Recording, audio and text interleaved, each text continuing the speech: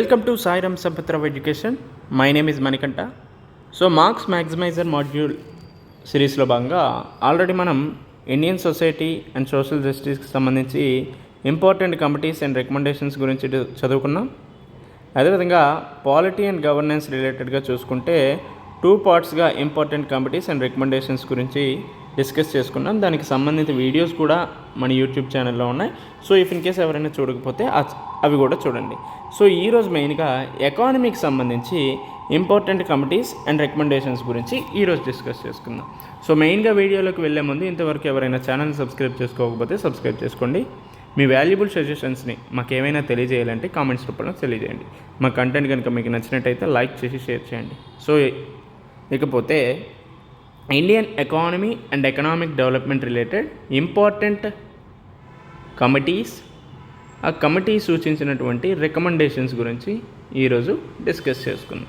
అందులో భాగంగా ముఖ్యంగా నిరుద్యోగము అదేవిధంగా నైపుణ్య అభివృద్ధికి సంబంధించి కొన్ని కమిటీస్ ఉన్నాయి. సో ఇందులో మెయిన్గా సెంట్రల్ పబ్లిక్ సెక్టర్ ఎంటర్ప్రైజెస్కి సంబంధించి 2004లో అర్జున్ సేన్ గుప్తా కమిటీని ఏర్పాటు చేయడం జరిగింది. సో ఈ కమిటీని మనం ఇప్పుడు ఎందుకు చదువుకుంటామంటే ఇటీవల కాలంలో పెట్టుబడుల ఉపసంహరణ డిజిన్వెస్ట్మెంట్ అనే ప్రక్రియ చాలా ఎక్కువగా వినిపిస్తుంది. సో ఈ కాంటెక్స్ట్లో భాగంగా Arjun Sen Gupta central public sector enterprises అభివృద్ధి చెందడానికి ఏ విధమైనటువంటి సూచనలు చేసింది అనేది పరిశీలిస్తే, సో ఫస్ట్ కంపెనీస్ని ఎంపవర్మెంట్ చేయాలి. సో కంపెనీస్లో సాధికారత తీసుకొచ్చే విధంగా చర్యలు తీసుకోవాల్సిన అవసరం ఉంది అని చెప్పారు. సో మేజర్గా హోల్డింగ్ కంపెనీస్ ఏవైతే ఉన్నాయో ఆ హోల్డింగ్ కంపెనీస్కి అసెట్స్ ట్రాన్స్ఫర్ చేసే దాంట్లోనూ అదేవిధంగా ఫ్రెష్ ఈక్విటీని ఫ్లోటింగ్ చేసే విధంగా ఇదే విధంగా షేర్ హోల్డింగ్ డిజిన్వెస్ట్మెంట్ ఇటువంటి అంశాల్లో కొన్ని కండిషన్స్ని అమలు చేయాల్సిన అవసరం ఉందని చెప్పారు. సో ఈ విధంగా ఆ కంపెనీస్లో సాధికారతను తీసుకురావాలని చెప్పారు. అదేవిధంగా ఇండిపెండెంట్ డైరెక్టర్స్ని సెలెక్ట్ చేయాల్సిన అవసరం ఉందని చెప్పారు. So most of the public sector enterprises చాలా వరకు ఎఫిషియన్సీ అనేది ఇటీవల కాలంలో తగ్గుతుంది. సో ఈ ఎఫిషియన్సీని ఇంక్రీజ్ చేయాలి అంటే అక్కడ ఖచ్చితంగా ఇండిపెండెంట్ డైరెక్టర్స్ ఉండాలి. సో పొలిటికల్ ఇంటర్ఫీరెన్స్, రాజకీయ జోక్యాలకి ఎటువంటి ఆస్కారం లేకుండా ఇండిపెండెంట్ డైరెక్టర్స్ని మనం నియమించాల్సిన అవసరం ఉందనేసి అర్జున్ సేన్ గుప్తా సూచించడం జరిగింది.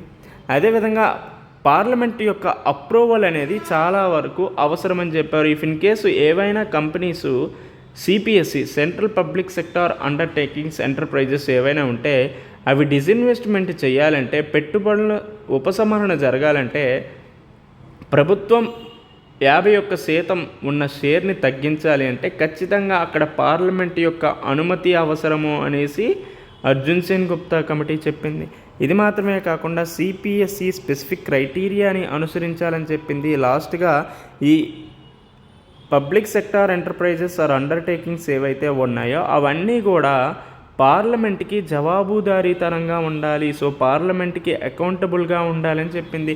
సో ఈ విధంగా చేస్తే ప్రస్తుతం సిపిఎస్సిస్ ఏవైతే ఉన్నాయో వాటిని ఎఫిషియెంట్గా రన్ చేయొచ్చు అనేసి మనకు అర్జున్ సేన్ గుప్తా కమిటీ చెప్పింది. సో ఒకటి, కంపెనీస్ని ఎంపవర్ చేయాలని, అదేవిధంగా ఇండిపెండెంట్ డైరెక్టర్స్ని సెలెక్ట్ చేయాలని, అదేవిధంగా పార్లమెంట్ యొక్క అప్రూవల్తో పాటు పార్లమెంట్కి ఇవన్నీ కూడా అకౌంటబుల్గా ఉండాలి అనేసి ఈ కమిటీ రికమెండేషన్ చేసింది. సో ఈ విధంగా చేస్తే సిపిఎస్సి ఎఫిషియెంట్గా వర్క్ అవుతాయి, అట్ ది సేమ్ టైం ప్రాఫిటబుల్గా కూడా ఉంటాయి అనేసి చెప్పారు. ఇకపోతే ఇంకొక అంశం చూసుకుంటే స్కిల్ కౌన్సిల్. ఇటీవల కాలంలో స్కిల్ డెవలప్మెంట్ రిలేటెడ్గా చాలా అంశాలు చాలా న్యూస్లో ఉన్నాయి. ఈవెన్ రీసెంట్గా వచ్చిన బడ్జెట్లో కూడా చాలా వరకు స్కిల్ డెవలప్మెంట్ రిలేటెడ్ స్కీమ్స్ తీసుకొచ్చారు కదా. సో ఈ కాంటెక్స్లో భాగంగా 2016లో ఏర్పాటు చేసినటువంటి శారదా ప్రసాద్ కమిటీని మనం చదువుకోవాల్సిన అవసరం ఉంది. సో ముఖ్యంగా స్కిల్ కౌన్సిల్ మీద రిపోర్ట్ చేయడం జరిగింది. అందులో భాగంగా కొన్ని సూచనలు చేశారు. సో ముఖ్యంగా వొకేషనల్ ఎడ్యుకేషన్ ఏదైతే ఉందో ఆ వొకేషనల్ ఎడ్యుకేషన్కి సపరేట్ స్ట్రీమ్ని ఏర్పాటు చేయాల్సిన ఆవశ్యకత ఉందని చెప్పారు. అదేవిధంగా నిన్న మనం చదువుకున్నట్టు నేషనల్ ఎడ్యుకేషన్ 2020 పాలసీలో కూడా వొకేషనల్ ఎడ్యుకేషన్ని చాలా వరకు ప్రమోట్ చేస్తున్నారు కదా. సో ఈ కాంటెక్స్లో భాగంగా శరద్ ప్రసాద్ కమిటీ చెప్పినటువంటి సూచనలు కూడా మనం అక్కడ కోట్ చేస్తే చాలా వాల్యూ యాడెడ్గా ఉంటుంది. అదేవిధంగా ఇండస్ట్రీ ఎంప్లాయర్ ఎంగేజ్మెంట్ కూడా ఉండాలి. సో మేజర్గా ప్రధానమైనటువంటి సమస్య ఎక్కడ ఏర్పడుతుందంటే స్కిల్ మిస్ మ్యాచెస్. ఇటు ఇండస్ట్రీకి కావాల్సినటువంటి ఏవైతే స్కిల్స్ ఉన్నాయో అవి అకాడమిక్స్లో అందించడం జరగట్లేదు. సో ఈ విధంగా ఇండస్ట్రీ అకాడమియా లింకేజెస్ అనేవి చాలా పేలవంగా ఉన్నాయి. సో ఈ కాంటెక్స్ట్లో భాగంగా ఇండస్ట్రీ అదేవిధంగా ఎంప్లాయర్స్ మధ్య ఎంగేజ్మెంట్ కూడా ప్రాపర్గా ఉండాలి. సో ఈ విధంగా ఉంటే ఈ మిస్ మ్యాచ్ ఏదైతే ఉందో, ఈ స్కిల్ మిస్ మ్యాచ్ ఏదైతే ఉందో దాన్ని తగ్గించవచ్చు అని చెప్పారు. అదేవిధంగా అంతర్జాతీయంగా అనుసరిస్తున్నటువంటి ప్రమాణాలు ఏవైతే ఉన్నాయో వాటిని కూడా అనుసరించవలసిన అవసరం ఉందని చెప్పారు. సో ఇంటర్నేషనల్ స్టాండర్డ్స్ని అనుసరించాలని, అదేవిధంగా సెక్టార్ స్కిల్ కౌన్సిల్స్ని ఏర్పాటు చేయాలని చెప్పారు. The number of sector skill councils should correspond to the national industrial classification to prevent issues of ethics and accountability. So ఈ విధంగా ఏర్పాటు చేస్తే అక్కడ నైతిక విలువలు అదేవిధంగా జవాబుదారీతనం కొన్నిసార్లు తగ్గుతుంది. సో వీటిని ప్రివెంట్ చేయాలి అంటే ఖచ్చితంగా సెక్టార్ స్కిల్ కౌన్సిల్స్ని ఏర్పాటు చేయాల్సిన అవసరం ఉంది. అదేవిధంగా ఈ సెక్టార్ స్కిల్ కౌన్సిల్ అనేవి ఏ విధంగా ఉండాలంటే అటానమస్గా ఉండాలి, స్వతంత్రంగా వ్యవహరించే విధంగా ఉండాలి, ఇండస్ట్రీలెట్గా ఉండాలి. సెక్టార్ స్పెసిఫిక్ స్కిల్ బిల్డర్స్ అనేవాళ్ళు ఇందులో ఉంటే వీటి యొక్క అమలు కూడా బాగుంటుంది అనేసి మనకి సర్దా ప్రసాద్ కమిటీ చెప్పడం జరిగింది. సో ఒకటి, వొకేషనల్ ఎడ్యుకేషన్కి సపరేట్ స్ట్రీమ్ ఉండాలని, అదేవిధంగా ఇండస్ట్రీ అకాడమియా లింకేజెస్ ఉండాలని. సో ఈ విధంగా ఉంటే స్కిల్ మిస్ మ్యాచ్ని మనం కంట్రోల్ చేయొచ్చు. అదేవిధంగా ఇండస్ట్రీకి ఏ విధమైనటువంటి నైపుణ్యాలు కావాలో ఆ విధమైనటువంటి నైపుణ్యాలనే మనం అకాడమిక్స్లో కూడా అందించవచ్చు. అదేవిధంగా అంతర్జాతీయంగా అనుసరిస్తున్నటువంటి విధానాలు ఇంటర్నేషనల్ స్టాండర్డ్స్ని అందుకునేటట్టు కూడా చర్యలు తీసుకోవాలని, అదేవిధంగా సెక్టార్ స్కిల్ కౌన్సిల్స్ను కూడా ఏర్పాటు చేయాలనేసి శారదా ప్రసాద్ కమిటీ చెప్పడం జరిగింది. సో ఇకపోతే భారతదేశంలో ప్రధానమైనటువంటి సమస్య ఇంక్లూజివ్ గ్రోత్ని అందుకోవడంలో ఆర్థిక సమ్మిళిత్వ అభివృద్ధిని, సంతులిత వృద్ధిని సాధించడంలో ప్రధానంగా పేదరికం, ఆదాయ అసమానతలతో పాటు నిరుద్యోగం కూడా ప్రధానమైనటువంటి సమస్యగా ఉంది. సో అన్ఎంప్లాయ్మెంట్ కూడా ఒక మేజర్ ఇష్యూగా ఉంది. సో ఈ అన్ఎంప్లాయ్మెంట్ని తగ్గించాలి అనే ఉద్దేశంతో 1973లో భాగవతి కమిటీని ఏర్పాటు చేయడం జరిగింది. సో ఈ భాగవతి కమిటీ కొన్ని మెజర్స్ని సజెస్ట్ చేయడం జరిగింది. అందులో ముఖ్యంగా rural electrification, road construction, rural housing, minor irrigation projects వల్ల చాలా వరకు ఉద్యోగ కల్పనను, ఎంప్లాయ్మెంట్ క్రియేషన్ని సృష్టించవచ్చు అనేసి భాగవతి కమిటీ చెప్పింది. సో ఏంటంటమ్మా అంటే గ్రామీణ ప్రాంతాల్లో విద్యుదీకరణ అందించడం, గ్రామీణ ప్రాంతాల్లో వసతుల యొక్క పునరుద్ధరణ, మౌలిక వసతులు సృష్టించడం, వసతి సౌకర్యాల కల్పన, మైనర్ ఇరిగేషన్ సౌకర్యాలను అందించడం వల్ల ఖచ్చితంగా ఉద్యోగాల్ని కల్పించవచ్చు. సో ఉపాధి అవకాశాలను సృష్టించవచ్చు అని చెప్పారు. సో ఈ కాంటెక్స్ట్లోనే భాగంగా మనం గ్రామీణ ప్రాంతాల్లో మౌలిక వసతులను సృష్టించడం అంటే ఎంజీ నరేగా, మహాత్మా గాంధీ జాతీయ గ్రామీణ ఉపాధి హామీ పథకం 2006లో తీసుకురావడం కావచ్చు, అదేవిధంగా 2000 దశకంలో తీసుకొచ్చినటువంటి ప్రధానమంత్రి గ్రామ్ సడక్ యోజన కావచ్చు, నేషనల్ రూరల్ లైవ్లీహుడ్ మిషన్, ఇటువంటి అన్ని అంశాలు కూడా అన్ఎంప్లాయ్మెంట్ ఇష్యూస్ని మనం నిరోధించడానికి తీసుకొచ్చినటువంటి అంశాలుగానే చెప్పుకోవచ్చు. సో ఈ విధంగా అన్ఎంప్లాయ్మెంట్ ఇష్యూని ప్రివెంట్ చేయాలి, అన్ఎంప్లాయ్మెంట్ని మనం అడ్రస్ చేయాలి అనే ఉద్దేశంతో భాగవతి కమిటీ ఈ రికమెండేషన్స్ని చేసింది. సో మనకి చాలా చాలా ఇంపార్టెంట్ ఎకానమీ పరంగా అవ్వచ్చు, లేదంటే ఎస్ఏ పరంగా కూడా అన్ఎంప్లాయ్మెంట్కి సంబంధించినటువంటి అంశాలు అడుగుతారు. కాబట్టి ఇఫ్ ఇన్ కేస్ పావర్టీ సంబంధించినటువంటి అంశాలు అడిగినా మనం భాగవతి కమిటీని కోట్ చేయొచ్చు. అన్ఎంప్లాయ్మెంట్ అడిగినా, లేదంటే ఇన్కమ్ ఇన్ఈక్వాలిటీస్కి సంబంధించినటువంటి ఏదైనా క్వశ్చన్ అడిగినా మనం భాగవతి కమిటీని కోట్ చేస్తే చాలా వాల్యూ యాడెడ్గా ఉంటుంది. సో ఇకపోతే భారతదేశంలో పన్ను సంస్కరణలు, ట్యాక్స్ రిఫార్మ్స్కి సంబంధించినటువంటి కమిటీస్ కూడా చాలా ఉన్నాయి.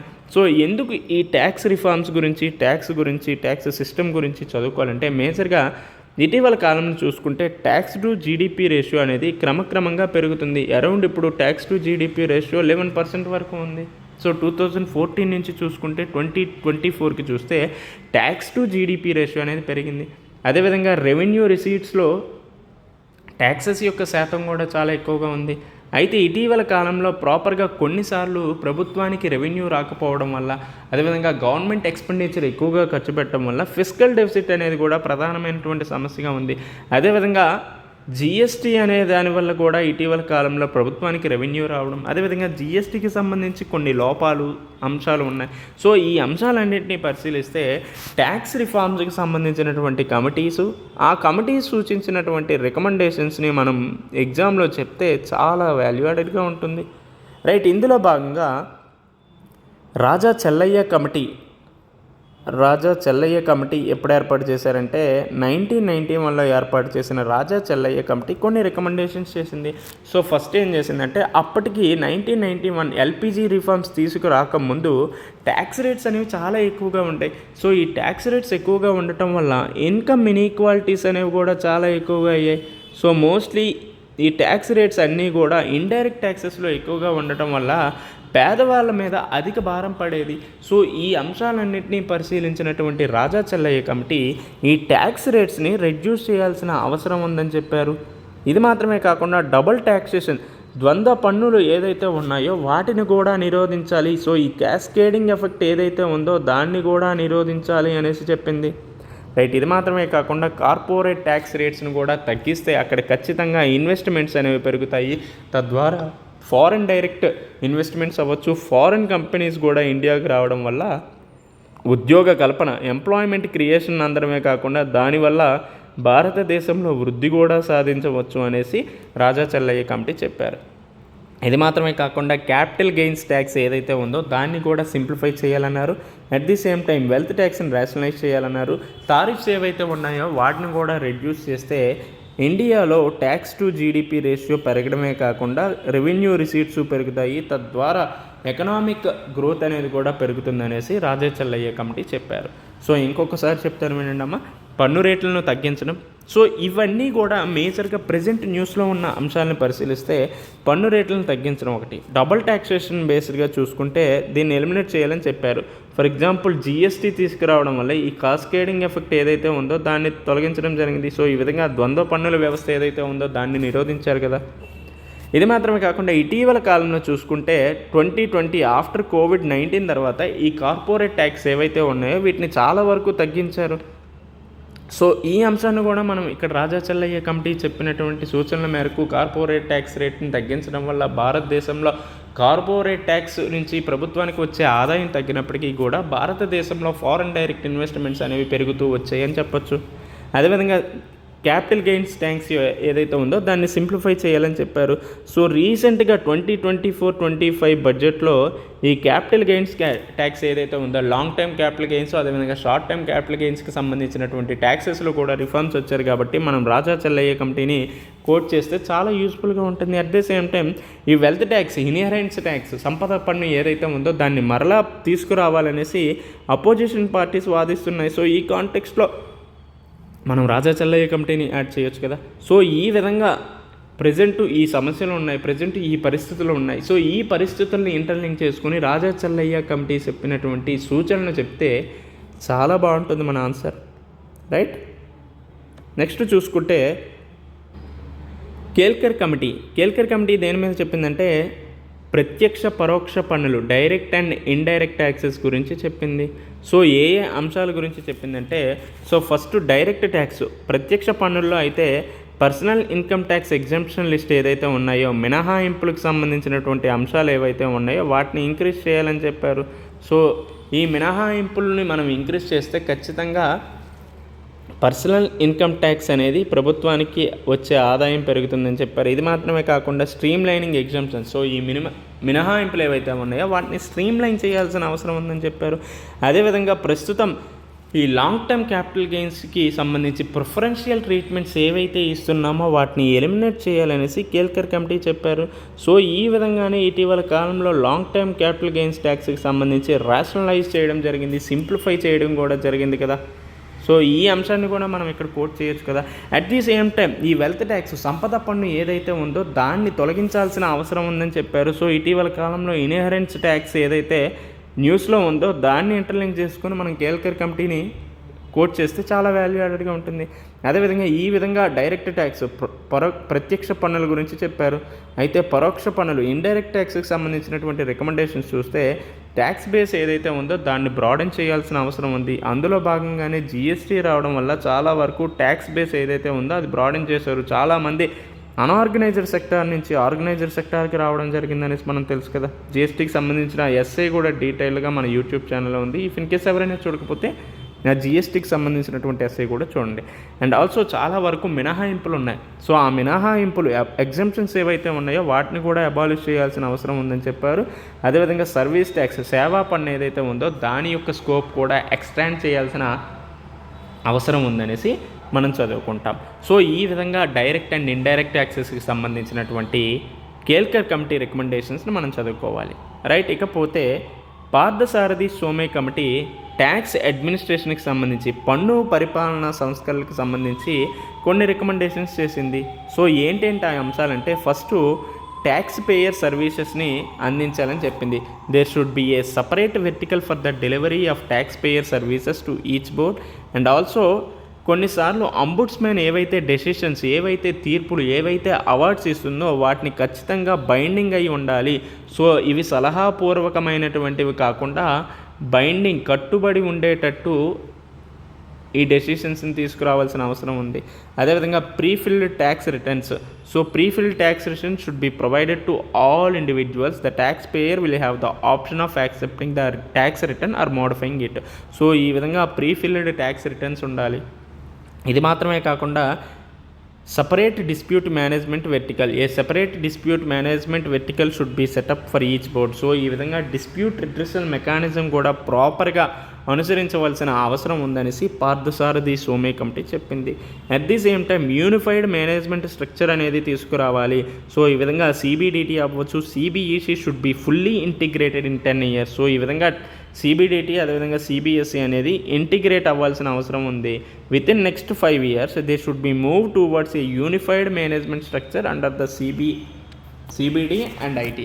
సో ఈ విధంగా ఇండైరెక్ట్ ట్యాక్సెస్ అదేవిధంగా డైరెక్ట్ ట్యాక్సెస్ రెండు కూడా ఇంటిగ్రేట్ అవ్వాల్సిన ఆవశ్యకత ఉందనేసి పార్థసారథి సోమే కమిటీ చెప్పింది.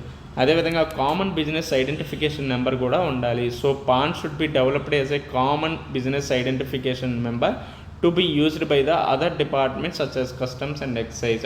సో ఈ విధంగా పర్మనెంట్ అకౌంట్ నెంబర్ ఏదైతే ఉందో అదే కామన్ బిజినెస్ ఐడెంటిఫికేషన్ నెంబర్గా అన్నింటికీ కూడా దీన్నే వర్తించేటట్టు తీసుకురావాల్సిన ఆవశ్యకత ఉందనేసి మనకి పార్థసారథి సోమే కమిటీ చెప్పడం జరిగింది. రైట్. ఇకపోతే ఈ విధంగా tax administration reforms, indirect to direct ట్యాక్సెస్కి సంబంధించి అదేవిధంగా ట్యాక్స్ రిఫార్మ్ కమిటీ అయినటువంటి Raja Chelliah committee after LPG reforms తర్వాత తీసుకొచ్చింది. అదేవిధంగా నిరుద్యోగానికి సంబంధించింది, స్కిల్ కౌన్సిల్స్కి సంబంధించి, స్కిల్ డెవలప్మెంట్కి సంబంధించినటువంటి అంశాలను మనం చదువుకున్నాం.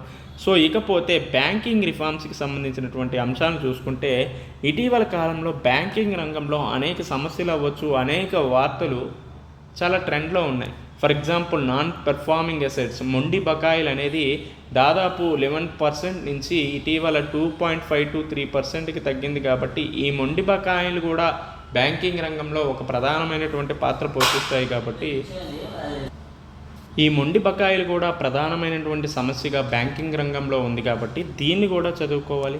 అదేవిధంగా బ్యాంకింగ్ రిలేటెడ్ ఇష్యూస్ అనేవి కూడా చాలా వరకు ఉన్నాయి. సో ప్రాంప్ట్ కరప్టివ్ యాక్షన్స్ అనేది ఇటీవల కాలంలో తీసుకొస్తుంది. ఆపరేషన్ ట్విస్ట్ కావచ్చు, లేదంటే లాంగ్ టర్మ్ రెపో ఆపరేషన్స్, అదేవిధంగా ఆర్బీఐ మానిటరీ పాలసీ తీసుకొస్తున్నటువంటి రికమెండేషన్స్ ఇన్ఫ్లేషన్ని కంట్రోల్ చేయడానికి, అదేవిధంగా ఎస్ బ్యాంక్ దివాలా తీసిన అంశం కావచ్చు, బ్యాంక్ రీక్యాపిటలైజేషన్ అవ్వచ్చు, మెర్జర్ ఆఫ్ బ్యాంక్స్ అవ్వచ్చు, ఎన్పిఏ ఇష్యూని కంట్రోల్ చేయడానికి తీసుకొస్తున్నటువంటి bad banks, asset reconstruction companies అవ్వచ్చు, ఇన్సాల్వెన్సీ బ్యాంక్రప్సీ కోడ్ కావచ్చు. రైట్. ఈ విధమైనటువంటి అంశాలన్నీ పరిశీలిస్తే మనం బ్యాంకింగ్ సెక్టార్కి సంబంధించినటువంటి కమిటీసు, ఆ కమిటీస్ చెప్పినటువంటి రికమెండేషన్స్ గురించి కూడా చదువుకోవాలి. అందులో భాగంగా 2020లో ప్రైవేట్ సెక్టార్స్ బ్యాంక్స్కి సంబంధించినటువంటి అంశంలో పీకే మొహంతి కమిటీని ఏర్పాటు చేయడం జరిగింది. అందులో కొన్ని రికమెండేషన్స్ చెప్పింది. అదేంటంటే ప్రమోటర్స్ ఆఫ్ బ్యాంక్స్ అనే అంశం చెప్పింది. Once the bank regulation act 1949 is amended large corporates and industrial houses can be permitted as a promoters of banks. So ఈ విధంగా లార్జ్ కార్పొరేట్స్ అదేవిధంగా ఇండస్ట్రియల్ హౌసెస్ కూడా బ్యాంక్స్గా ప్రమోట్ చేసే పర్మిషన్ అనేది ఇవ్వాలి అనేసి పీకే మొహంతి కమిటీ చెప్పింది. అదేవిధంగా ఎన్బిఎఫ్సికి సంబంధించినటువంటి కొన్ని క్రైటీరియాస్ కూడా చెప్పింది. So if in case NBFC ఏవైతే ఉన్నాయో non banking financial companies if in case బ్యాంక్స్గా కన్వర్ట్ అవ్వాలి అంటే ఒక క్రైటీరియాని ఫాలో అవ్వాలని చెప్పింది. సో ఏంటి ఆ క్రైటీరియా అంటే అసెట్ సైజ్ ఏదైతే ఉంటుందో ఆస్తుల యొక్క సైజ్ ఏదైతే ఉంటుందో అది 50 కోట్లు అంతకంటే ఎక్కువగా ఉండాలని చెప్పింది. సో 50,000 కోట్ల కంటే ఎక్కువగా అసెట్ సైజ్ ఉండాలి. అదేవిధంగా 10 years ఆపరేషన్స్ అనేవి కంప్లీట్ అయ్యి ఉండాలి. అదేవిధంగా meeting due diligence criteria and compliance. So ఈ విధమైనటువంటి అంశాలని అనుసరిస్తే ఎన్బిఎఫ్సిస్ బ్యాంక్స్గా మారడానికి ఛాన్స్ ఇవ్వాలనేసి పీకే మొహంతి కమిటీ చెప్పింది. ఇది కాకుండా మినిమం ఇనీషియల్ క్యాపిటల్ అనే అంశం గురించి కూడా చెప్పింది. ఇఫ్ ఇన్ కేస్ ఎవరైనా కొత్తగా బ్యాంకులను సృష్టించాలి అంటే కొత్తగా బ్యాంకులను ప్రారంభించాలి అంటే మినిమం ఇనీషియల్ క్యాపిటల్ 500 కోట్ల నుంచి 1000 కోట్ల వరకు ఉండాలని చెప్పారు. రైట్. అదేవిధంగా స్మాల్ ఫినాన్స్ బ్యాంక్స్ ఏవైతే ఉన్నాయో వాటిని 200 కోట్ల నుంచి 300 కోట్ల వరకు ఇనీషియల్ క్యాపిటల్ అనేది ఉండాలని చెప్పారు. సో ఈ విధంగా మినిమం ఇనీషియల్ క్యాపిటల్ వంటి అంశాల గురించి చెప్పారు. అదేవిధంగా స్మాల్ ఫినాన్స్ బ్యాంక్స్కి సంబంధించి 3 years of track record as a payment bank should be enough for them to convert a small finance bank. So if in case ఏవైనా కొత్తగా పేమెంట్స్ బ్యాంక్ని ఏర్పాటు చేశారంటే ఆ పేమెంట్స్ బ్యాంకు 3 సంవత్సరాలు చాలా పద్ధతిగా చక్కగా మంచి ట్రాక్ రికార్డ్ ఉందంటే ఆ పేమెంట్స్ బ్యాంక్స్ నుంచి స్మాల్ ఫినాన్స్ బ్యాంక్గా కన్వర్ట్ చేసే విధానం కూడా తీసుకురావాలనేసి పీకే మొహంతి కమిటీ చెప్పారు. ఇది మాత్రమే కాకుండా ప్రమోటర్ స్టేక్స్ ఏదైతే ఉంటాయో దానికి కూడా మ్యాక్సిమం లిమిట్స్ అనేవి పెట్టాలనేసి చెప్పారు.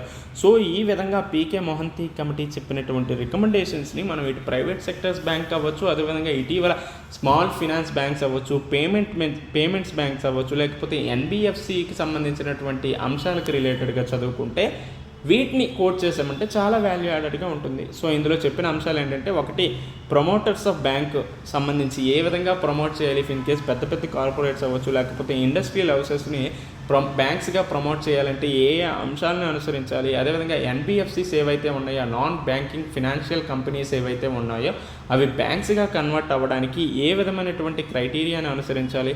అదేవిధంగా ఇఫ్ ఇన్ కేస్ కొత్తగా బ్యాంకుల్ని ఏర్పాటు చేయాలనుకుంటే మినిమం ఇనీషియల్ క్యాపిటల్ యూనివర్సల్ బ్యాంక్స్కి అదేవిధంగా స్మాల్ ఫినాన్స్ బ్యాంక్స్కి ఎంత ఉండాలనేసి, small finance banks if in case payment banks 3 year track రికార్డ్ని మంచిగా మెయింటైన్ చేస్తే ఏ విధంగా స్మాల్ ఫినాన్స్ బ్యాంక్గా ప్రమోట్ చేయవచ్చని, అదేవిధంగా ప్రమోటర్స్ యొక్క స్టేక్ మ్యాక్సిమం లిమిట్ ఎంతవరకు ఉండాలి, ఇటువంటి అన్ని అంశాల గురించి కూడా పీకే మొహంతి కమిటీ చెప్పింది.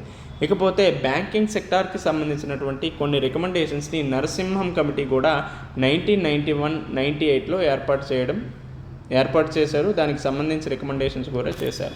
సో ఫస్ట్ 1991లో ఏం చెప్పారంటే 4 tier హైయార్కీ అనేది తీసుకురావాలని చెప్పారు. సో ఇందులో భాగంగా పబ్లిక్ సెక్టర్ బ్యాంక్స్ టాప్గా ఉండి రూరల్ డెవలప్మెంట్ బ్యాంక్స్ అదేవిధంగా అగ్రికల్చరల్ యాక్టివిటీస్ ఏవైతే బ్యాంకులు నిర్వహిస్తాయో అవి బాటంగా ఉండాలని చెప్పారు. సో పబ్లిక్ సెక్టర్ బ్యాంక్స్ బాటంగా ఉండి హయ్యర్ పొజిషన్ నుండి ఈ రూరల్ బ్యాంక్స్ అదేవిధంగా అగ్రికల్చర్ సొసైటీస్ ఏవైతే ఉంటాయో అది బాటమ్గా 4th ప్లేస్లో ఉండి మిగతా 2 ప్లేసుల్లో ఇటు ప్రైవేట్ సెక్టర్ బ్యాంక్స్ అవ్వచ్చు లేకపోతే స్మాల్ ఫినాన్సెస్ బ్యాంక్స్ ఈ అంశాలకి చోటు ఇవ్వడం జరిగింది. సో ఈ విధంగా 4 tier హైయార్కీ వ్యవస్థను తీసుకురావాలని చెప్పారు. అదేవిధంగా a quasi autonomous body under the supervision of RBI would be oversees functioning of banks and financial institutions. So ఏవైతే బ్యాంక్స్ అవ్వచ్చు ఫైనాన్షియల్ ఇన్స్టిట్యూషన్స్ అయితే ఏవైతే ఉన్నాయో వాటిని సూపర్వైజ్ చేయడానికి ఒక సెమీ క్వాజీ అటానమస్ బాడీని ఆర్బీఐ కంట్రోల్ ద్వారా ఏర్పాటు చేయాల్సిన అవసరం ఉంది చెప్పారు. సో మోస్ట్లీ అన్ని అంశాలను కూడా కొన్నిసార్లు ఆర్బీఐ పరిశీలించలేదు కదా. సో ఈ విధంగా ఆర్బీఐ కింద ఒక క్వాజీ అటానమస్ బాడీని ఏర్పాటు చేయాల్సిన అవసరం ఉందని చెప్పారు. సో ఈ క్వాజీ అటానమస్ బాడీ ఏం చేస్తుందంటే ఈ బ్యాంక్స్ అవ్వచ్చు అదేవిధంగా ఫైనాన్షియల్ ఇన్స్టిట్యూషన్స్ యొక్క ఫంక్షన్ని ఓవర్సీస్ చేయడానికి దీన్ని ఏర్పాటు చేయాలని చెప్పారు. అదేవిధంగా ఇంకొన్ని అంశాలను కూడా చెప్పారు. అవి ఏంటంటే స్టాట్యూటరీ లిక్విడిటీ రేషియో ఏదైతే ఉందో దాన్ని కూడా తగ్గించాలని చెప్పారు. ఎందుకంటే ఎల్పిజి రిఫార్మ్స్ వచ్చినప్పుడు స్టాట్యూటరీ లిక్విడిటీ రేషియో అనేది అరౌండ్ 30% కంటే ఎక్కువ ఉంది. సో ఈ విధంగా స్టాట్యూటరీ లిక్విడిటీ రేషియో ఎక్కువగా ఉండటం వల్ల మనీ సప్లై అనేది తగ్గింది. సో ఈ మనీ సప్లైని ఇంక్రీజ్ చేయాలంటే ఖచ్చితంగా ఈ ఎస్ఎల్ఆర్, సిఆర్ఆర్ వంటి అంశాలను తగ్గించాల్సిన అవసరం ఉంది. కాబట్టి నరసింహన్ కమిటీ ఎస్ఎల్ఆర్ని తగ్గించాలని చెప్పారు. అదేవిధంగా క్యాపిటల్ యాడిక్వసీ రేషియో ఏదైతే ఉందో దాన్ని 8%కి అచీవ్ చేయాలని చెప్పారు. అదేవిధంగా ఇంట్రెస్ట్ రేట్స్ ఏవైతే ఉన్నాయో వాటిని డీరెగ్యులేట్ చేయాలన్నారు. రైట్, ఇది మాత్రమే కాకుండా బ్యాంక్ అకౌంట్స్ని ఫుల్గా డిస్క్లోజ్ చేయాలి. లాస్ట్గా అసెట్ రీకన్స్ట్రక్షన్ ఫండ్ కూడా ప్రపోజ్ చేశారు. ఎందుకు ఎన్పిఎస్కి సంబంధించి ఏవైనా అంశాలు వస్తే దానికి సంబంధించి అసెట్ రీకన్స్ట్రక్షన్ ఫండ్ కూడా ఏర్పాటు చేయాలనేసి నరసింహన్ కమిటీ 1991లో చెప్పడం జరిగింది. సో 4 టైర్ హైరార్కీ వ్యవస్థ తీసుకురావాలని, క్వాజీ అటానమస్ బాడీని ఏర్పాటు చేయాలని, అదేవిధంగా స్టాట్యూటరీ లిక్విడిటీ రేషియోని తగ్గించాలని, క్యాపిటల్ యాడిక్వసీ రేషియోని 8%కి అచీవ్ చేయాలని, ఇంట్రెస్ట్ రేట్స్ని డీరెగ్యులేట్ చేయాలని, అదేవిధంగా బ్యాంక్ అకౌంట్స్ని ఫుల్గా డిస్క్లోజ్ చేయాలని, సో లాస్ట్గా అసెట్ రీకన్స్ట్రక్షన్ ఫండ్ని కూడా ఏర్పాటు చేయాలని ప్రపోజ్ చేయడం జరిగింది. అయితే తర్వాత 1998లో కూడా మళ్ళీ ఏషియన్ క్రైసిస్ రావడం వల్ల 1998లో కూడా నరసింహన్ కమిటీని మళ్ళీ ఏర్పాటు చేయడం జరిగింది. అక్కడ ఏం చెప్పిందంటే ఫస్ట్గా మెర్జర్ ఆఫ్ బ్యాంక్స్ అనేది తీసుకురావాలని చెప్పారు. So merger of major public sector banks to enhance international trade with caveat that stronger bank should not merge with weaker once. So ఈ విధంగా ఇంటర్నేషనల్ ట్రేడ్ని అందుకోవాలి, అంతర్జాతీయ ప్రమాణాలను అందుకోవాలనే ఉద్దేశంతో భారతదేశంలో ఉన్న బ్యాంకింగ్ రంగాన్ని మరింత దృఢపరచడానికి ఈ బ్యాంకులు మెర్జింగ్ అనే కాన్సెప్ట్ని మనకు నరసింహన్ కమిటీ 1998లోనే సూచించింది. సో ఇటీవల 2022 ఇయర్లో చాలా వరకు మెర్జర్ ఆఫ్ బ్యాంక్స్ అనేది జరిగింది. సో ఈ విధంగా ఇండియాలో పబ్లిక్ సెక్టర్ బ్యాంక్స్ అనేది ఒకప్పుడు 19 వరకు ఉంటే ఇప్పుడు 12కి తగ్గింది because of merger of banks. So ఈ విధంగా ఈ మెర్జర్ ఆఫ్ బ్యాంక్స్ అనే అంశాన్ని మనకి నరసింహన్ కమిటీ చెప్పిందనేసి మనం కోట్ చేయొచ్చు. అదేవిధంగా narrow banking, the committee recommended the concept of narrow banking for banks with high non performing assets which allows banks to invest in short term and low risk assets. So ఈ విధంగా non performing assets ఎక్కడైతే ఎక్కువగా ఉంటాయో, మొండి బకాయిలు ఎక్కడైతే ఎక్కువగా ఉంటాయో ఆ బ్యాంక్స్ ఈ నారో బ్యాంకింగ్ కాన్సెప్ట్ని అనుసరించవలసిన అవసరం ఉందని చెప్పారు. సో ఇందులో భాగంగా షార్ట్ టర్మ్ ఏవైతే ఫండ్స్ ఉంటాయో వాటిలో ఇన్వెస్ట్ చేయడం, అదేవిధంగా లో రిస్క్ అసెట్స్లో ఇన్వెస్ట్ చేయాల్సిన అవసరం ఉందని చెప్పారు. ఇది మాత్రమే కాకుండా RBI as the regulator. So RBI self solely as the regulator, not have ownership in any bank. So RBI కేవలం రెగ్యులేటరీ సంస్థగానే, నియంత్రణ సంస్థగానే ఉండాలని చెప్పారు. అదేవిధంగా ఏ బ్యాంకులో కూడా దీనికి సంబంధించి ఓనర్షిప్ అనేది ఉండకూడదని చెప్పారు. అదేవిధంగా అటానమీ అనేది కూడా ఇంక్రీజ్ చేయాలని చెప్పారు. So it recommended a review of the government ownership of banks to increase their autonomy and reduce the mismanagement. So చాలా వరకు పబ్లిక్ సెక్టార్ బ్యాంకింగ్స్లో ఈ అటానమీ అనేది చాలా తక్కువగా ఉంది. సో మోస్ట్లీ గవర్నమెంట్ యొక్క ఇన్ఫ్లుయెన్స్ అవ్వచ్చు, పొలిటికల్ ఇంటర్ఫీరెన్స్ ఎక్కువగా ఉండటం వల్ల అక్కడ అటానమీ తగ్గుతుంది. సో ఈ విధంగా చూసుకుంటే నరసింహన్ కమిటీ 1998లోనే అటానమీ అనేది ఉండాలి అని చెప్పింది. సో ఈ అటానమీ ఎందుకంటే మిస్మేనేజ్మెంట్ ఏదైతే ఉందో దాన్ని రెడ్యూస్ చేయడానికి చెప్పారు. సో ఈ విధంగా ఉంటే క్రోనీ క్యాపిటలిజం అవ్వచ్చు, అదేవిధంగా ట్విన్ బ్యాలెన్స్ షీట్, ఈ విధమైనటువంటి ఇష్యూస్ అన్నిటినీ కూడా మనం సాల్వ్ చేయొచ్చు అని చెప్పొచ్చు. So if in case twin balance sheet issue గురించి, లేకపోతే క్రోనీ క్యాపిటలిజం, సో ఈ విధమైనటువంటి అంశాలు ఇస్తే మనం నరసింహన్ కమిటీ చెప్పినటువంటి ఈ అంశం గురించి చెప్తే చాలా వాల్యూ యాడెడ్ ఉంటుంది. అదేవిధంగా అసెట్ రీకన్స్ట్రక్షన్ ఫండ్ని కూడా ఏర్పాటు చేయాలని చెప్పారు. అదే 1991లోని అసెట్ రీకన్స్ట్రక్షన్ ఫండ్ ఏర్పాటు చేయాలని చెప్పారు. అదేవిధంగా 1998లో కూడా అసెట్ రీకన్స్ట్రక్షన్ ఫండ్ ఏర్పాటు చేయాలని చెప్పారు. సో దీనికి అనుగుణంగానే 2002లో సర్ఫైసీ యాక్ట్ అనేది వచ్చింది. సో ఈ సర్ఫైసీ యాక్ట్ ప్రకారమే ఈ అసెట్ రీకన్స్ట్రక్షన్ ఫండ్ కూడా ఏర్పాటు చేశారు. సో ప్రస్తుతం బ్యాడ్ బ్యాంక్స్ అవ్వచ్చు, ఈ విధమైనటువంటి కాన్సెప్ట్స్ అన్నీ కూడా మనకి నరసింహన్ కమిటీయే చెప్పింది. అదేవిధంగా క్యాపిటల్ యాడిక్వసీ రేషియోను కూడా ఇంక్రీజ్ చేయాల్సిన అవసరం ఉందని చెప్పారు. So capital risk weighted asset రేషియోని ఖచ్చితంగా 8%కి ఇంక్రీజ్ చేసే విధంగా ఉండాలని చెప్పారు. సో ఈ విధంగా మనకి బేసల్ నామ్స్ను కూడా మనం చదువుకోవాలి కదా. సో 3 బేసల్ నామ్స్ ఏంటి, అక్కడ capital risk weighted asset ratio అనే విధంగా చెప్పారు. అదేవిధంగా ఇందులో ఉన్నటువంటి ముఖ్యమైనటువంటి నామ్స్ ఏంటి, సో ఈ విధమైనటువంటి అంశాలన్నింటినీ కూడా మనం అక్కడ చదువుకోవాలి. ఇకపోతే disinvestment in public sector undertakings. ఇటీవల కాలంలో పెట్టుబడుల ఉపసంహరణ అనేది చాలా వరకు న్యూస్లో ఉంది. ఫర్ ఎగ్జాంపుల్ ఆంధ్రప్రదేశ్లోనే విశాఖ స్టీల్ ప్లాంట్ ఏదైతే ఉందో దాన్ని డిజిన్వెస్ట్మెంట్ చేయాలనేసి కేంద్ర ప్రభుత్వం ఆలోచనలో ఉంది. సో ఈ కాంటెక్స్ట్లో పబ్లిక్ సెక్టార్ అండర్టేకింగ్స్కి సంబంధించి పెట్టుబడుల ఉపసంహరణ డిజిన్వెస్ట్మెంట్కి సంబంధించి 1993లోనే రంగరాజన్ కమిటీ అనేది ఏర్పాటు చేయడం జరిగింది. సో ఈ కమిటీ ఏ అంశాలని రికమెండ్ చేసిందంటే, so first policy of disinvestment. So to adopt a policy of disinvestment in public sector undertakings. So public sector అండర్టేకింగ్స్లో ఈ డిజిన్వెస్ట్మెంట్ పాలసీని అడాప్ట్ చేయాల్సిన అవసరం ఉంది. సో ఎందుకంటే most of the business, trade ఈ అంశాలన్నింటినీ కూడా ప్రైవేటే చూసుకోవాలి, కానీ అక్కడ ప్రభుత్వానికి అంత అవసరం ఏముంది అనే ఉద్దేశంతోనూ, అదేవిధంగా ఈ public sector bankings, public sector అండర్టేకింగ్స్లో ఏవైతే ఉన్నాయో అది అంత ఎఫిషియెంట్గాను అదేవిధంగా ప్రాఫిటబుల్గా లేవు అనే ఉద్దేశంతో 1993లో రంగరాజన్ కమిటీ ఈ పాలసీ ఆఫ్ డిజిన్వెస్ట్మెంట్ని అడాప్ట్ చేయాల్సిన అవసరం ఉందని చెప్పారు. అదేవిధంగా ఈక్విటీ హోల్డింగ్స్ ఏవైతే ఉన్నాయో వాటిని కూడా సెల్ చేయాలని చెప్పారు. అదేవిధంగా స్ట్రాటజిక్ పిఎస్యూస్ని మాత్రమే కంట్రోల్ చేయాలని చెప్పారు. The committee also suggested that the government should retain majority control only strategic PSU exit from others.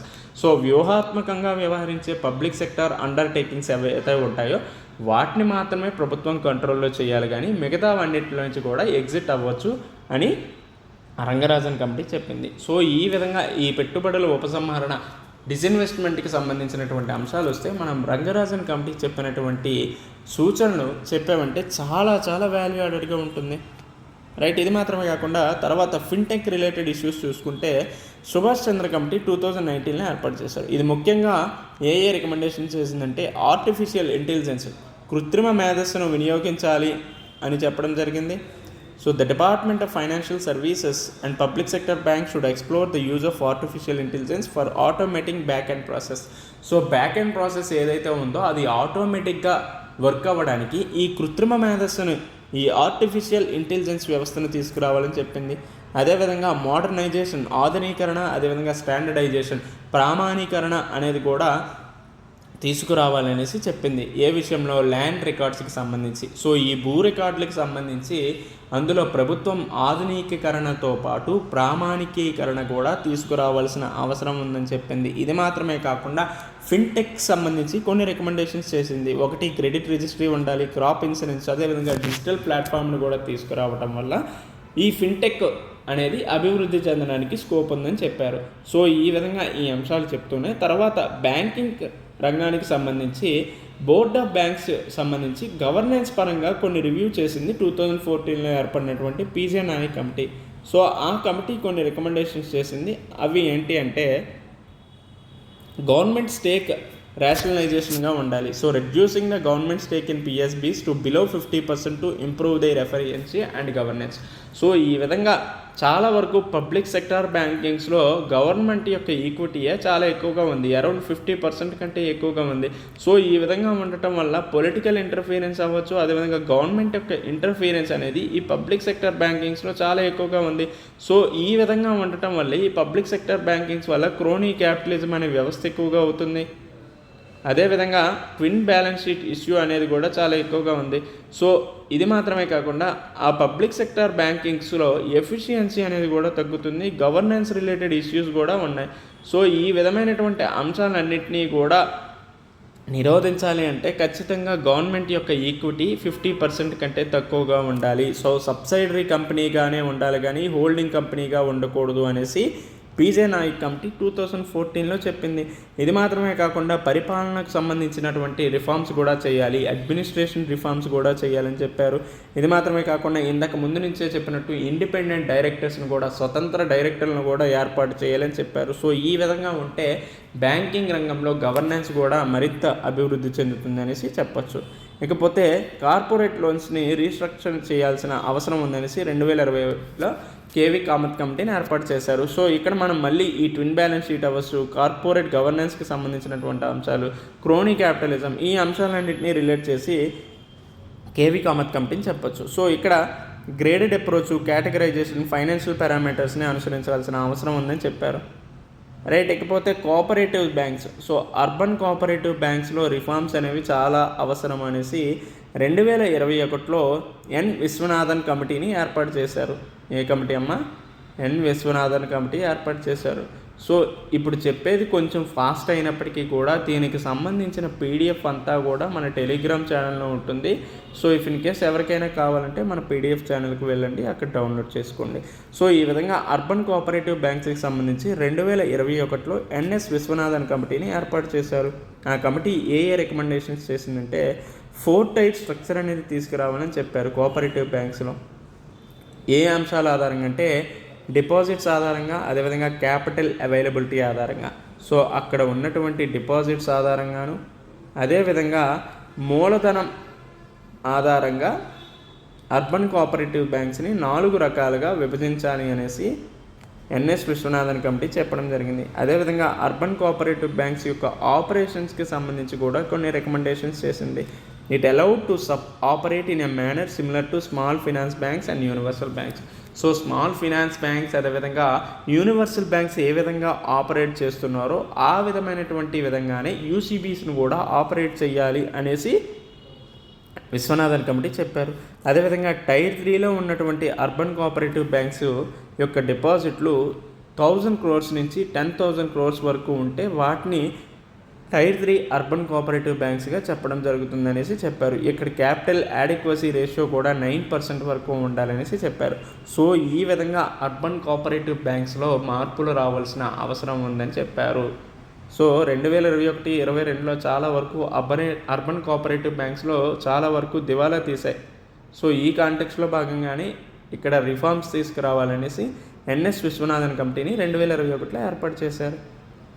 తర్వాత నాన్ బ్యాంకింగ్ ఫైనాన్షియల్ కంపెనీస్కి సంబంధించి చాలా వరకు కన్సర్న్స్ ఇష్యూస్ అనేవి ఉన్నాయి. ఫర్ ఎగ్జాంపుల్ 2018లో IL&FS అనేది దివాలా తీసింది. సో ఈ కాంటెక్స్లో 2011లో ఉషా తోరత్ కమిటీ కొన్ని రికమెండేషన్స్ చేసింది. ఆ రికమెండేషన్స్ ఏంటంటే ఫైనాన్షియల్ రెగ్యులేటరీ నార్మ్స్ అనేవి వీటి మీద ఉండాలని చెప్పారు. అదేవిధంగా సింప్లిఫికేషన్ ఆఫ్ రెగ్యులేషన్స్, కొన్ని రెగ్యులేషన్స్లో సింప్లిఫై చేయాల్సిన అవసరం ఉందని చెప్పాను. అదేవిధంగా లిక్విడిటీ రేషియో కూడా ఇక్కడ అనుసరించవలసిన అవసరం ఉందనేసి NBFCకి సంబంధించినటువంటి అంశాలు చెప్పుకుంటాం. ఇకపోతే మానిటరీ పాలసీ ఫ్రేమ్వర్క్కి సంబంధించి ఉర్జిత్ పటేల్ కమిటీని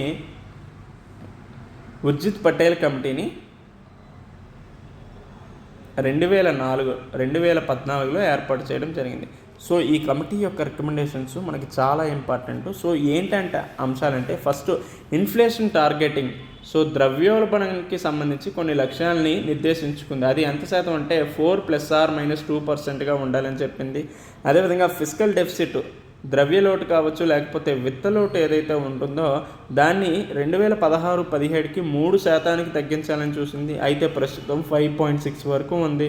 సో దాన్ని 2025-26కి finance commission 15th finance commission 4%కి తగ్గించాలనేసి టార్గెట్గా పెట్టింది. సో ఈ విధంగా ఫిస్కల్ డెఫిసిట్కి సంబంధించి, విత్తలోటుకి సంబంధించినటువంటి లక్ష్యాలు కూడా మనకి మానిటరీ పాలసీ ఫ్రేమ్వర్క్లో భాగంగా చెప్పారు. అదేవిధంగా ఇన్ఫ్లేషన్ టార్గెటింగ్ 4 ± 2 అనేది ఉండాలనేసి, అదేవిధంగా మానిటరీ పాలసీ కమిటీ అనేది ఏర్పాటు చేయాలని చెప్పారు. సో ప్రస్తుతం మన భారతదేశంలో RBIకి సంబంధించి ఇంట్రెస్ట్ రేట్స్ అన్నీ కూడా మానిటరీ పాలసీ కమిటీయే సూచించడం జరుగుతుంది. సో ఈ మానిటరీ పాలసీ కమిటీని ఎవరు సూచించారంటే ఉర్జిత్ పటేల్ కమిటీ చెప్పడం జరిగింది. అదేవిధంగా అకౌంటబిలిటీ, జవాబుదారీతనం గురించి కూడా చెప్పింది. సో మానిటరీ పాలసీ కమిటీ తీసుకున్నటువంటి డెసిషన్స్ అన్నీ కూడా ఓటింగ్ ఆధారంగా ఉండాలి అని చెప్పారు. అదేవిధంగా ఇక్కడ జవాబుదారీగా, ట్రాన్స్పరెంట్గా కూడా వ్యవహరించాలని చెప్పడం జరిగింది. అదేవిధంగా ఓపెన్ మార్కెట్ ఆపరేషన్స్ ఏవైతే ఉన్నాయో దానికి సంబంధించి కూడా కొన్ని రికమెండేషన్ చేసింది. OMO should not be used to manage yields on government securities. So ఈ విధంగా OMOs, ఓపెన్ మార్కెట్ ఆపరేషన్స్ని ఏ విధంగా అనుసరించాలి, ఏ విధంగా ఉపయోగించాలి అనే అంశం గురించి కూడా మనకి మానిటరీ పాలసీ ఫ్రేమ్వర్క్కి సంబంధించి ఉర్జిత్ పటేల్ కమిటీ ఈ రికమెండేషన్ చేసింది. సో ఫస్ట్ ఇన్ఫ్లేషన్ టార్గెటింగ్, ద్రవ్యోల్బణ లక్ష్యాలు 4 ± 2%గా ఉండాలని, అదేవిధంగా ఫిస్కల్ డెఫిసిట్, విత్తలోటు అనేది 3%కి తగ్గించాలనేసి, అదేవిధంగా మానిటరీ పాలసీ కమిటీ అనేది ఏర్పాటు చేయాలన్నారు. అదేవిధంగా ఈ మానిటరీ పాలసీ కమిటీకి సంబంధించి అన్నీ కూడా అకౌంటబుల్గా, ట్రాన్స్పరెంట్గా వ్యవహరించాలని చెప్పారు. సో లాస్ట్గా ఓపెన్ మార్కెట్ ఆపరేషన్కి సంబంధించినటువంటి అంశాల గురించి కూడా చెప్పడం జరిగింది. సో ఈ విధంగా ఉర్జిత్ పటేల్ కమిటీ గురించి చదువుకుంటాం. ఇకపోతే నెక్స్ట్ కరెంట్ ఎకనామిక్ క్యాపిటల్ ఫ్రేమ్వర్క్కి సంబంధించి భీమల్ జలాన్ కమిటీని 2019లో ఏర్పాటు చేశారు. సో అందులో ముఖ్యమైనటువంటి అంశాలు చూసుకుంటే ఇక్కడ realised equity and surplus distribution policy గురించి చదువుకుంటాం. సో మేజర్గా ఇది కూడా అంత ఇంపార్టెంట్ కాదు, Janakraj committee marginal cost funding rate. So ఇక్కడ ఇది చూడండి, స్ట్రెస్డ్ అసెట్స్. సో మోస్ట్లీ మనకి ఎకానమీ పరంగా చూస్తే ఎన్పిఎస్ అనేది చాలా ఇంపార్టెంట్. సో ఈ నాన్ పెర్ఫార్మింగ్ అసెట్స్, మొండి బకాయిలు ఏవైతే ఉన్నాయో దానికి సంబంధించి అనేక కమిటీలు వేశారు. 2018లో సునీల్ మెహతా కమిటీ వేస్తే అది ప్రాజెక్టు సశక్తి తీసుకురావాల్సిన అవసరం ఉందని చెప్పారు. సో ఈ ప్రాజెక్టు సశక్తిలో భాగంగానే 5 ప్రొలాంగ్డ్ రిజల్యూషన్ రూట్ని తీసుకురావాలని చెప్పారు. అందులో భాగంగా SME resolution approach, specific strategies for resolving stressed assets in the small and medium enterprises సెక్టర్స్కి అనుగుణంగా కొన్ని స్పెసిఫిక్ స్ట్రాటజీస్ని వ్యూహాత్మకంగా కొన్ని తీసుకురావాలని చెప్పారు. అదేవిధంగా bank led resolution approach, right. అదేవిధంగా అసెట్ మేనేజ్మెంట్ కంపెనీస్ని, ఆల్టర్నేటివ్ ఇన్వెస్ట్మెంట్ ఫండ్స్ని తీసుకురావాలన్నారు. అదేవిధంగా నేషనల్ కంపెనీ లా ట్రిబ్యునల్ని, ఇన్సాల్వెన్సీ బ్యాంక్రప్సీ కోడ్ ఏదైతే ఉందో దాన్ని కూడా రిజల్యూషన్కి యూజ్ చేసుకోవాలని, అదేవిధంగా అసెట్ ట్రేడింగ్ ప్లాట్ఫామ్ని తీసుకురావాల్సిన అవసరం ఉందని చెప్పారు. సో ఈ విధంగా ఇఫ్ ఇన్ కేస్ ఎన్పిఎస్కి సంబంధించినటువంటి ఏవైనా అంశాలు దానికి సంబంధించి వే ఫార్వర్డ్ని చెప్పాలి అనుకుంటే మనం అక్కడ ప్రాజెక్ట్ సశక్తి గురించి చెప్పామంటే చాలా వాల్యూ యాడెడ్గా ఉంటుంది. సో ఈ ప్రాజెక్ట్ సశక్తిలో ఉన్నటువంటి 5 ప్రాంగ్ రిజల్యూషన్ రూట్స్ ఏవైతే ఉన్నాయో వాటి గురించి చెప్పాలి. For example SME resolution approach అవ్వచ్చు, లేదంటే బ్యాంక్ లెడ్ రిజల్యూషన్ అప్రోచ్ అవ్వచ్చు, asset management reconstruction companies, alternative investment funds కావచ్చు, అదేవిధంగా national company law tribunal, insolvency bankruptcy code, లేదంటే అసెట్ ట్రేడింగ్ ప్లాట్ఫామ్స్. ఈ 5 అంశాల గురించి యాడ్ చేస్తే మీకు ఖచ్చితంగా 4 మార్కులు వచ్చే దగ్గర 5 to 6 మార్క్స్ ఈజీగా వస్తాయి. సో ఈ 5 to 6 మార్క్సే మీ ర్యాంక్ని కూడా డిసైడ్ చేస్తాయి. సో ఆ తర్వాత లాంగ్ టర్మ్ క్యాపిటల్ అండ్ గవర్నెన్స్కి సంబంధించినటువంటి అంశాల గురించి కూడా చెప్పారు, రైట్. అదేవిధంగా ఐబీసీకి సంబంధించి టీకే విశ్వనాథన్ కమిటీ కొన్ని అంశాలు చెప్పింది. సో మీడియేషన్ అనేది ఉండాలనేసి, మీడియేషన్ ఫ్రేమ్వర్క్ రూల్స్ని ఏర్పాటు చేయాలని, అదేవిధంగా ఐబీబీఐ ప్రొసీజర్ ఏదైతే ఉందో అందులో కూడా కొన్ని మార్పులు చేయాలని చెప్పారు. So insolvency bankruptcy board of ఇండియాలో కొన్ని ప్రొసీజర్స్ నామ్స్ మార్చాలని, అదేవిధంగా mediation cost would be shared equally between parties involved and is mutually agreed. So మీడియేషన్కి సంబంధించి 2 పార్టీస్ వస్తే వాళ్ళిద్దరికి మధ్య ఈక్వల్గానే షేర్ చేయాల్సిన అవసరం ఉందని చెప్పారు. సో ఈ విధంగా మీడియేషన్కి సంబంధించి, మధ్యవర్తిత్వానికి సంబంధించి TK Viswanathan committee insolvency bankruptcy code రిలేటెడ్గా ఈ రికమెండేషన్స్ చేసింది. ఇకపోతే డిజిటల్ పేమెంట్స్కి సంబంధించి నందన్ నీలేకని ప్యానెల్ 2019లో ఏర్పడింది. సో అది మేజర్గా ఈ అంశాలను చెప్పింది. సో ఈ అంశాన్ని ఎక్కువగా ఎందుకు చదువుకుంటామంటే ఇటీవల కాలంలో ప్రధానమంత్రి జన్ధన్ యోజన అవ్వచ్చు, లేదంటే యూనిఫైడ్ పేమెంట్ ఇంటర్ఫేస్ అవ్వచ్చు, లేకపోతే భీమ్ యాప్ అవ్వచ్చు, అదేవిధంగా direct benefit transfer, financial inclusion, digital public infrastructure. So ఈ విధమైనటువంటి అంశాలన్నిటి వల్ల కూడా భారతదేశంలో డిజిటల్ పేమెంట్స్ అనేవి చాలా వరకు ఇంక్రీజ్ అవుతున్నాయి. సో ఈ కాంటెక్స్ట్లో భాగంగానే 2019లో నందన్ నీలేకని ప్యానెల్ని ఏర్పాటు చేశారు. సో ఈ కమిటీ ఏ రికమెండేషన్స్ చెప్పిందంటే, ఫస్ట్ డిజిటల్ పేమెంట్స్కి సంబంధించి టార్గెట్స్ని ఏర్పాటు చేసింది. సో ఏంటంటే 10-fold increase in per capital digital transactions. So per capital digital transactions ఏవైతే ఉన్నాయో వాటిని ఇంక్రీజ్ చేయాలని చెప్పింది. అదేవిధంగా doubling the value of digital transactions as a percentage of DGP. ఇది మాత్రమే కాకుండా డిజిటల్ పేమెంట్స్ యూజర్స్ యొక్క నెంబర్ కూడా ట్రిపుల్ అవ్వాలనేసి లక్ష్యంగా పెట్టుకుంది. అదేవిధంగా మర్చెంట్ డిస్కౌంట్ రేట్స్లో కొన్ని ఇన్సెంటివ్స్ తీసుకురావాలని, ఇంపోర్ట్ డ్యూటీస్ అండ్ జిఎస్టీకి సంబంధించినటువంటి అంశాలు, డిజిటల్ పేఅవుట్స్ అవ్వచ్చు, ఫైనాన్షియల్ ఇంక్లూజన్ ఇండెక్స్ అనేది డిఫరెంట్ ఏరియాస్లో కంపారిజన్ చేయాలనేసి చెప్పారు. అదేవిధంగా నో యువర్ కస్టమర్ని ప్రాసెస్ని మరింత సులభతరం చేయాలనేసి, రీజనల్ రూరల్ బ్యాంక్స్ని డిజిటల్ పేమెంట్ ఎకోసిస్టమ్కి తీసుకురావాలనేసి సూచనలు చేయడం జరిగింది. సో ఈ విధంగా తీసుకువస్తే ఖచ్చితంగా డిజిటల్ ఇంక్లూజన్ అనేది పెరుగుతుంది. సో తద్వారా డిజిటల్ లిటరసీ అనేది ప్రమోట్ చేయవచ్చు అనేసి నందన్ నీలేకని ప్యానెల్ 2019లో చెప్పడం జరిగింది. సో ఈ విధంగా ఈ అంశాలను మనం చదువుకుంటాం. సో మళ్ళీ రేపు మిగతా టాపిక్స్ని కూడా మనం ఇంకా పర్ఫెక్ట్గా డిస్కస్ చేసుకుందాం. Until then take care, bye.